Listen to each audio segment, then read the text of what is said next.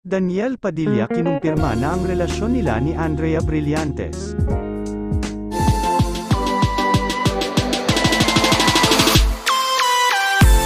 Bago pa man sumabog sa social media ang tsismis na hiwalay na umano ang Kathniel, na unang sinabi ng aktor na si Daniel Padilla na tila hindi na siya naaapektuhan ng mga pambabash at hate comments. Yan ang kanyang tinalakay matapos siyang tanungin ng ilang reporters sa isang event kamakailan lang patungkol sa kanyang mental health.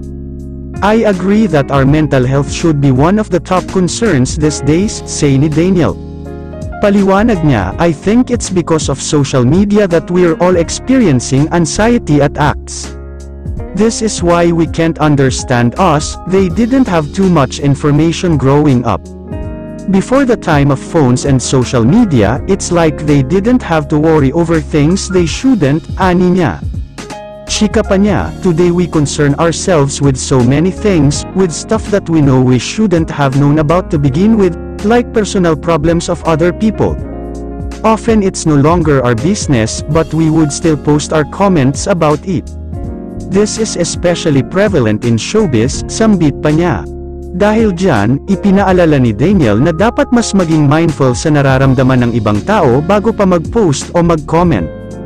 Kasunod niyan ay sinabi na nga niya na hindi na siya masyadong tinatamaan o naaapektuhan sa mga masasakit na salita na mga ibinabato sa kanya.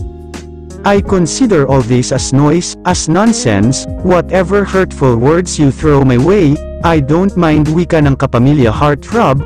Kamakailan lang ay nasangkot sa kontrobersya sina Daniel Padilla at partner niyang si Catherine Bernardo, ang isyong kumakalat na isiniwalat din ng talent manager at blogger na si Ogie Diaz, na patagang nagkikita sina Daniel at ang young actress na si Andrea Brillantes.